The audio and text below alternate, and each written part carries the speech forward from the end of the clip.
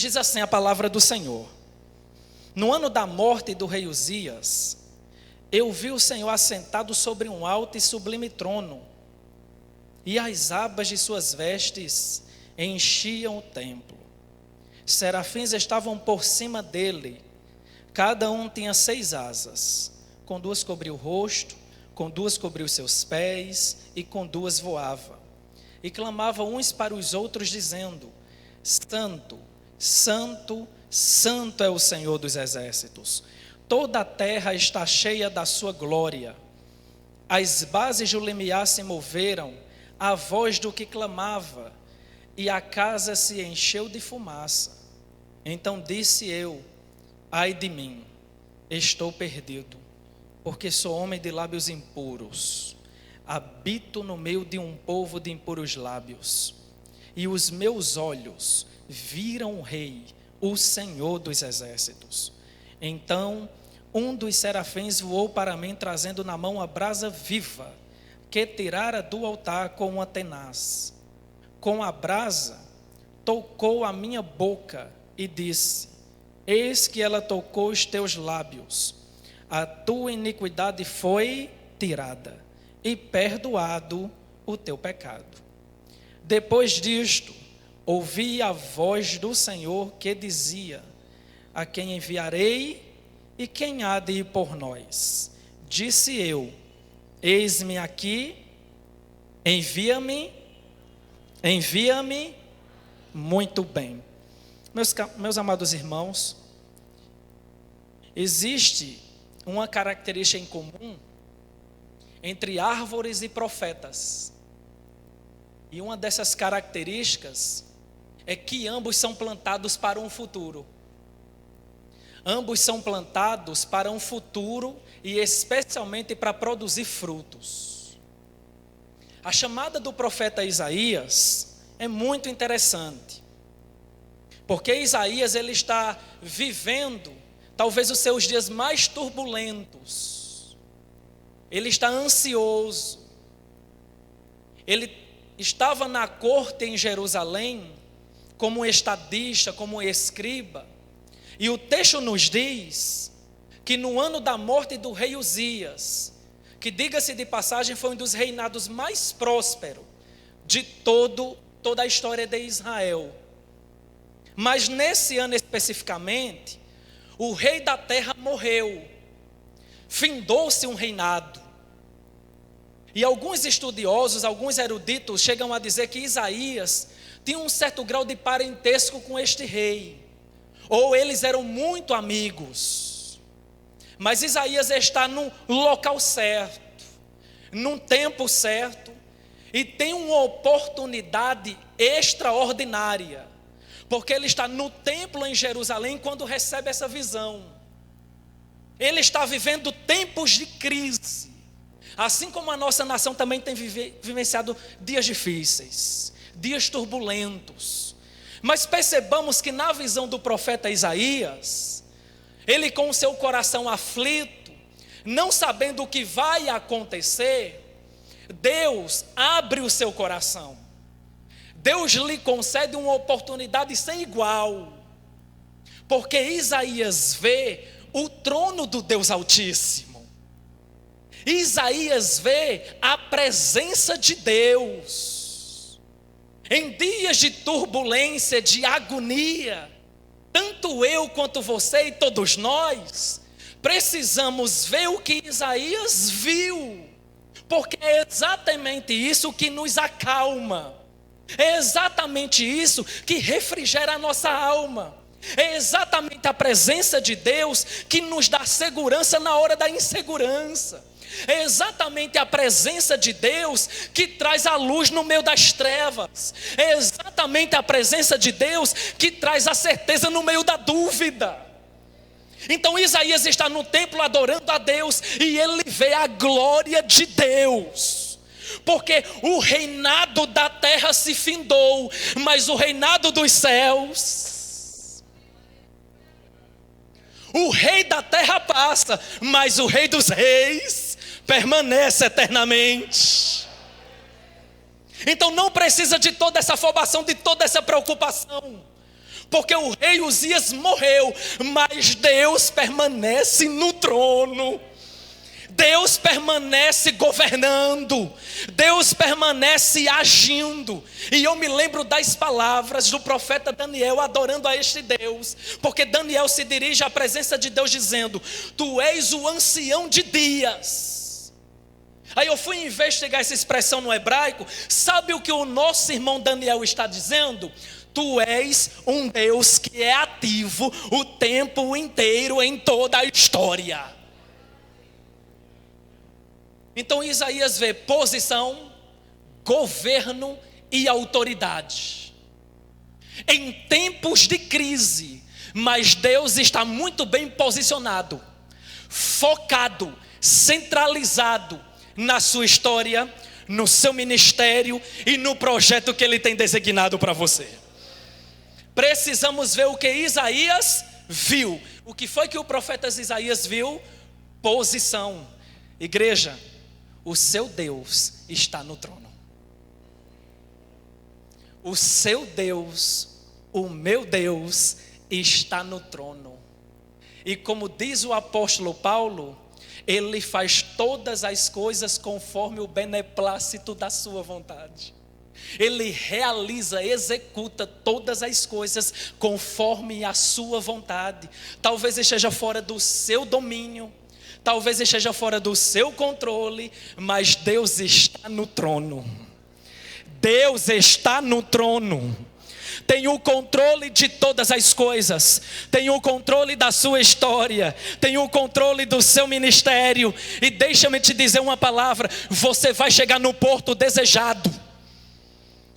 Algumas coisas precisam serem arrancadas para outras crescerem. Isaías estava sendo usado por Deus de forma escrita, de modo escrito.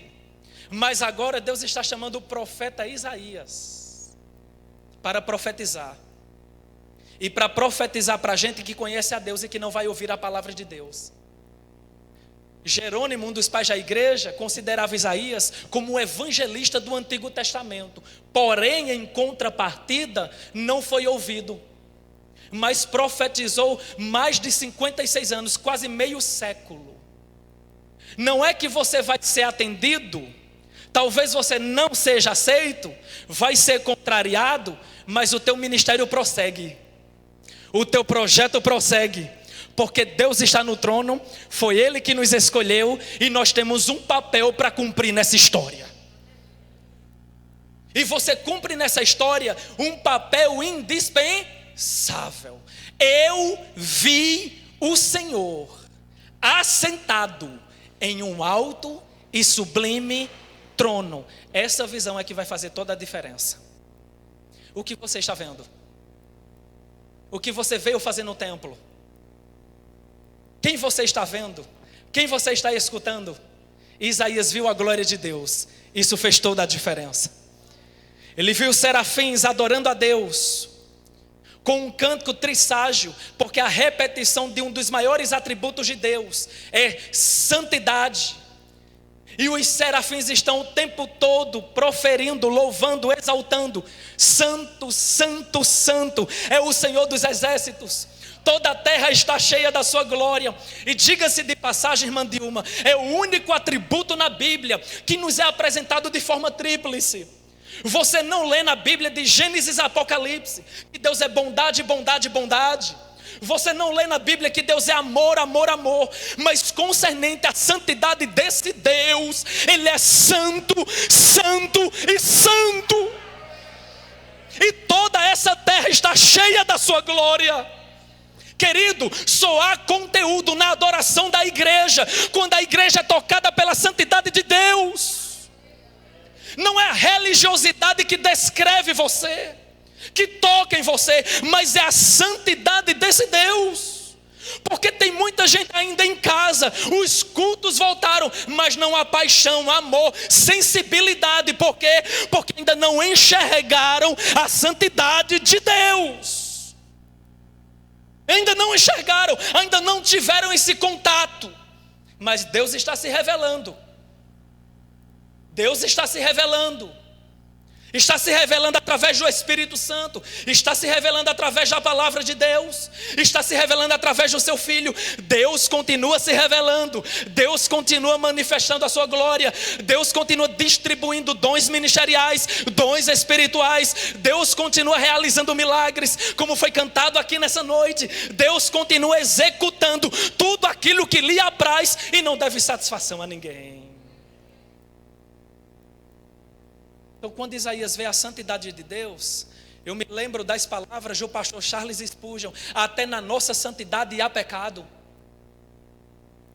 Porque o profeta não é alguém degenerado. O homem apresso na passagem não é alguém que não tem integridade, que não tem respeito, que não é digno. Mas quando ele vê a santidade de Deus, quando ele vê a glória de Deus, sabe o que é que ele sente? Sabe qual é o reconhecimento do profeta Isaías? Ai de mim, porque em comparação com essa santidade, os meus lábios são impuros. Habito no meio de um povo de impuros lábios, e os meus olhos contemplaram, viram o Rei, o Senhor dos exércitos. É bom quando a gente tem contato com a santidade de Deus. Sabe por quê? Porque o nosso verdadeiro eu se manifesta. O verdadeiro Isaías se manifestou quando ele viu a glória de Deus. Porque ele reconheceu a miserabilidade que havia no seu coração. Ele reconheceu a fragilidade da sua alma. Ele reconheceu o quanto era limitado e dependia dessa santidade, dessa majestade e desse poder que governa todas as coisas. Ai de mim, porque estou perdido. Ai de mim. Aí hoje você se depara com muitos crentes achando-se alguma coisa, pastor Samuel, pensando que pelo fato de ter fundado um departamento na igreja, ter iniciado uma campanha, ser líder de qualquer departamento, de qualquer área, ele se acha, eu fundei, eu fiz. Esse eu é muito perigoso, porque se faço, se prego, se canto, faço qualquer outra coisa, a glória é de Deus. A glória é de Deus. Ai de você. Tenha muito cuidado com palavras e atitudes e pensamentos, porque os olhos do Senhor estão por toda a terra, sondando até de longe os seus pensamentos e os meus pensamentos. Ai de mim, porque estou perdido. A minha alma carece da glória de Deus. Eu sou necessitado de perdão, de misericórdia, de graça, porque se não fosse a graça e a misericórdia, eu não teria condições nenhuma de pregar, de cantar, de produzir, porque é a graça quem age que possibilita todas essas coisas. Veja o que Isaías viu, sinta o que Isaías também sentiu. Sabe qual é a chave para uma grande missão? É a preparação, porque une o esforço humano com a capacidade divina. Sempre existiu essa sinergia, sempre existiu esse conjunto, essa harmonia. A capacidade vem de Deus, mas você precisa se esforçar, você precisa produzir, você precisa avançar, e a presença de Deus vai guiando, a presença de Deus vai fortalecendo, a presença de Deus vai animando em dias difíceis, em dias turbulentos, em dias de crise. A presença de Deus vai te animando, a presença de Deus vai te fortalecendo. Eu sei que você está passando um momento de crise, e crise é o ápice do problema. Eu não tenho como resolver, eu não tenho como agir, porque eu não sei, é crise. Mas deixe-me lhe dizer uma verdade: a crise não é permanente, ela é passageira. Ela vai passar. Agora não é apenas o fato dela passar, é o que nós vamos aprender. Qual é a marca que vai ficar? Qual é o grande ensinamento que vamos aprender, que vamos absorver? Crise não é permanente, ela vai passar. Mas aprendamos como o profeta Isaías, Veja o que Isaías viu e sinta o que Isaías sentiu. Isso é de extrema importância, principalmente se tratando da missão. Da missão. E cada um de nós aqui, independentemente do cargo que nós temos, somos um missionário na presença de Deus. Somos um missionário. Ou nós somos missionários, ou nós somos impostores. Somos missionários. Somos arautos de Deus. Somos instrumentos da graça de Deus. E se isso não inflamar o seu coração, como o coração de Isaías foi inflamado, o que mais vai inflamar? Se isso não tocar o seu coração, o que mais vai tocar o seu coração?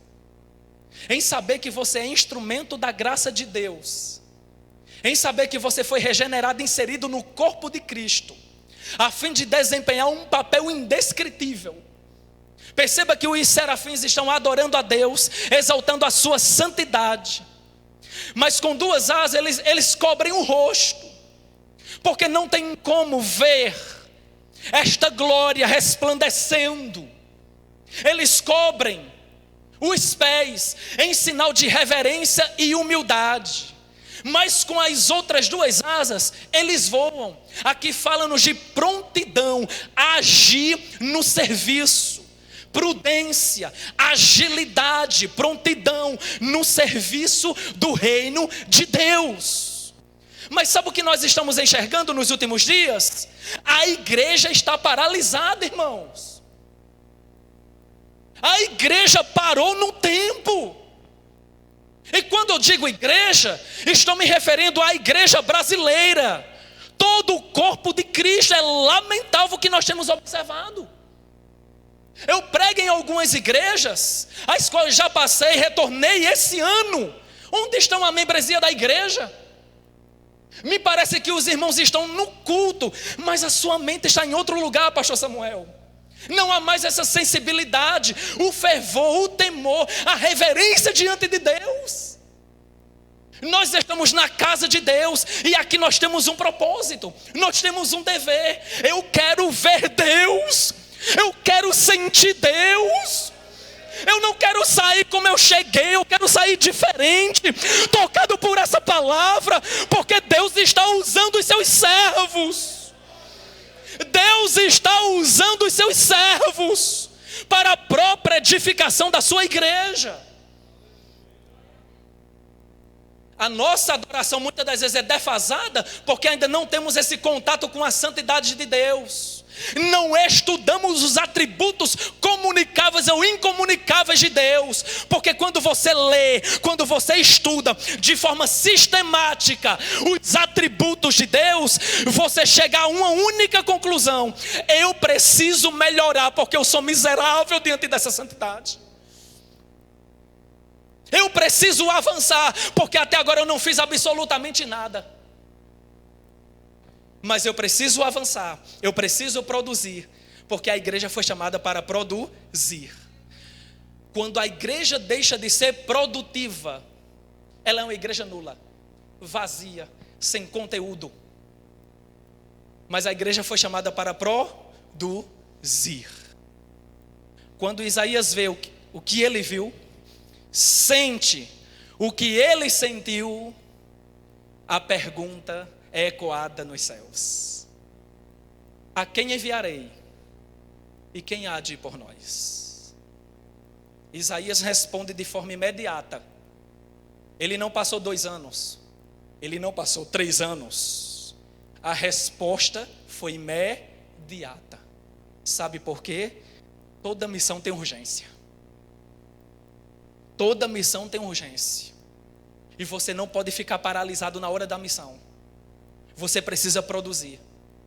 A resposta foi imediata: eis-me aqui, envia-me a mim. Porque se Isaías tivesse dito estou aqui, isso indica localização. Não era o que Deus estava esperando. Não era o que Deus queria, pastor. Isaías não disse estou aqui. Tem muita gente que está. Tem muita gente inserida no reino, tem contato com o reino de Deus, mas não tem contato com o rei. Uma coisa é estar no reino, outra coisa é ter contato com o rei desse reino. Uma coisa é estar no templo, outra coisa é ser igreja. Então Isaías não responde, estou aqui. Isaías diz, eis-me aqui. Sabe o que isso significa? Disposição. Eu quero ir. Não é só o fato de desejar a missão, mas eu vou, eu quero, eu preciso, eu careço. Eu entendo a urgência do reino de Deus. Eu quero ir. Eis-me aqui. Não é estou aqui, mas eis-me aqui. Eu estou disponível. E muitas das vezes, Deus não precisa de uma multidão para executar uma grande obra. Ele precisa de alguém disponível. Porque quando Ele encontra alguém disponível, o que Ele gera em seu reino é algo transcendente. Nós não temos palavras para descrever o que Ele pode gerar. Alguém disponível. Alguém capaz, corajoso. Agora eu preciso ver essa glória. Eu preciso ter contato com essa glória. Eu preciso me encurvar diante dessa glória. Eu preciso derramar a minha alma diante dessa glória. Eu preciso abrir o meu coração todos os dias diante dessa glória. A glória que faz toda a diferença. A glória que traz o impacto que o meu coração carece. A glória que enche a minha vida. A glória que a minha mente permanece cativa a ela. É a glória de Deus que enche a nossa vida. É a glória de Deus que capacita o seu ministério. É a glória de Deus que tem abençoado suas viagens. É a glória de Deus que tem abençoado sua liderança. É a glória de Deus que tem capacitado você. É a glória do Deus Altíssimo. A Ele a glória, a Ele a honra, a Ele a majestade, a Ele o governo, a Ele todo o louvor, hoje e para todo sempre. É esta glória que precisa encher as nossas vidas. É essa glória que precisa tocar as nossas vidas. É essa glória que precisa estar acesa todos os dias em nosso coração. Ele não precisa de um ambiente pungente. Ele precisa de crentes humildes, disponíveis. Porque quando Deus se revela para Moisés, Ele não desce em uma palmeira, Ele não desce em uma oliveira verdejante. Interessante, não é curioso? Onde foi que Deus desceu?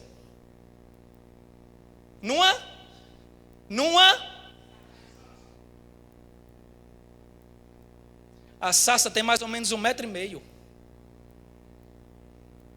Uma árvore espinhosa, pastor Samuel, nem frondosa é. Não tem aspecto nenhum.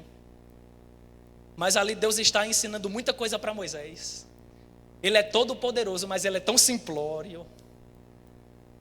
Ele precisa encontrar crentes sarças assim, humildes, que desçam do pedestal, que reconheçam a soberania de Deus, que careçam da graça de Deus. Aí sim a glória de Deus desce com propriedade. Porque a Bíblia nos diz que a humilde Ele dá o quê?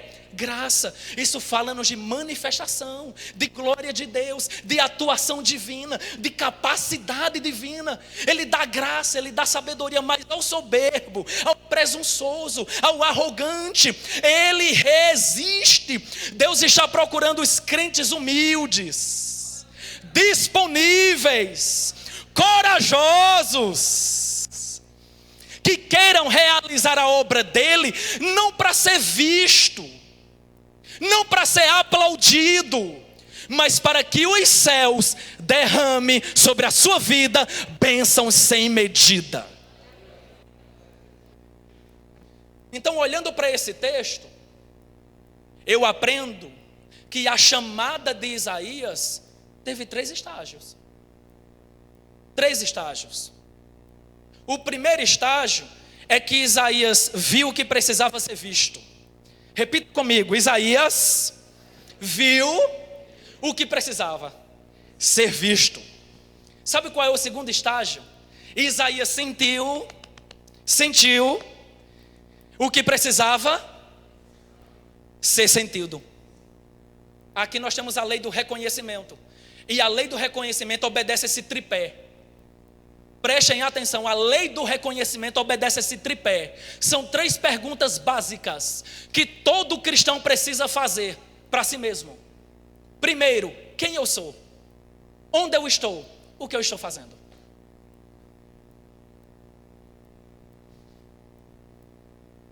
Foi o agir de Deus na vida do profeta Isaías. Quem eu sou? Ele estava perdido, mas foi encontrado, foi perdoado. Onde eu estou? Ele estava no local certo, na hora certa. O que eu estou fazendo? Ele estava adorando a Deus. Será que você pode fazer essa pergunta para você? Quem eu sou? Onde eu estou? O que eu estou fazendo? Se a lei do reconhecimento, querido, quando você reconhece isso, quando você reflete acerca disso, pode ter certeza, você será um grande projeto de Deus aqui nessa terra. Quer tocar a sua geração?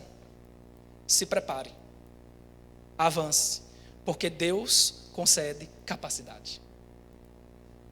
Mas ninguém toca a sua geração, não é, pastor Samuel? Sem preparo. Eu não conheço um. Olhe para a antiga Inglaterra, lá no século XVI, XVII. Homens como John Wesley, Charles Finney, o próprio Spurgeon, tocaram a sua geração. Mas vocês já leram, já estudaram o preparo destes homens? A vida piedosa destes homens? A disponibilidade destes homens? Aí você diz, eram todos ricos. Não, nada disso. Tinham recurso? Não, também não. No começo eram dotados de dons. Não começou assim. Porque tem muito crente pensando dessa forma. Eu vou fazer no reino de Deus quando eu tiver. Eu vou fazer alguma coisa quando chegar nas minhas mãos. Querido, a matemática do reino de Deus é diferente. Primeiro eu faço, para depois ser recompensado. Essa filosofia é lá fora. Aqui no reino é diferente. Eu não espero ter para fazer, Diana. Eu faço e sou recompensado por Deus. Então, por favor, apague isso da sua mente, delete isso do seu coração. Esteja disponível, esteja disposto, e a glória de Deus vai encher a sua vida. Nunca diga estou aqui, mas eis-me aqui. É com você que Deus conta. É com você que Deus conta. Mas eu tenho pouco recurso. Mas o Espírito Santo está dizendo para você, na belíssima noite deste dia, você tem pouco recurso, mas você tem esforço. Você deseja, você quer, você almeja o que eu almejo, você sente o que eu sinto. Então o segundo estágio do profeta Isaías é sentir o que precisa ser sentido. E em último lugar, o terceiro estágio é o seu comissionamento. A sua ida, o seu propósito, a sua função. Não vá antes de ver o que precisa ser visto. Não vá sem sentir o que precisa ser sentido. Porque você pode pagar um preço muito alto. Primeiro o contato, porque é possível estar envolvido na obra de Deus e não estar envolvido com o próprio Deus. É possível ser como a multidão, acompanha Jesus, ouve a sua doutrina, ouve os seus ensinamentos, mas não tem perfil de discípulo. É possível estar envolvido na obra, pastor, mas não está envolvido com Deus da obra. Tem muita gente que tem contato com o reino, mas não tem contato com o Rei dos Reis. E nesses últimos dias, antes do trabalho, antes da comissão, Deus está nos chamando para relacionamento, para intimidade. Aí sim, um bom relacionamento vai gerar o quê? Um bom trabalho. Um bom relacionamento vai gerar uma boa produção. Um bom relacionamento vai gerar um bom investimento. Mas primeiro, relacionamento. Mateus 6,33. Buscai o reino de Deus e a sua... Percebam, não é só o reino, mas a retidão do reino. Buscai o reino de Deus e a sua... E as demais coisas vos serão acrescentadas. A exegese mais adequada desse texto é que se eu e você priorizar o reino de Deus, ter contato com o reino de Deus, eu não vou ter tudo aquilo que eu quero, nada disso, mas eu vou ter tudo aquilo que eu preciso ter, porque Deus sabe exatamente o que você precisa, e a Bíblia nos diz que a cada um Ele distribuiu uma porção de fé. Quem está disponível? Você está disponível? Você está disponível? Esse amém é muito sério diante de Deus, porque tudo fica registrado. Vamos incendiar a nossa geração, irmãos. Vamos tocar na nossa geração. Vamos fazer a diferença. Talvez você seja como eu, tem pouco recurso, mas tem vontade, tem desejo e tem a unção do Espírito Santo. Você tem a unção do Espírito? Você tem a unção do Espírito? 1 João capítulo 2, versículo 20. E vós, a igreja, possuís a unção que vem do Santo. A igreja tem a unção, a capacidade e o poder de Deus. Vamos produzir em nome de Jesus. Que Deus nos ajude, que Deus nos abençoe nessa noite e que Ele nos ajude a guardar a sua palavra em nosso coração. Deus abençoe a igreja.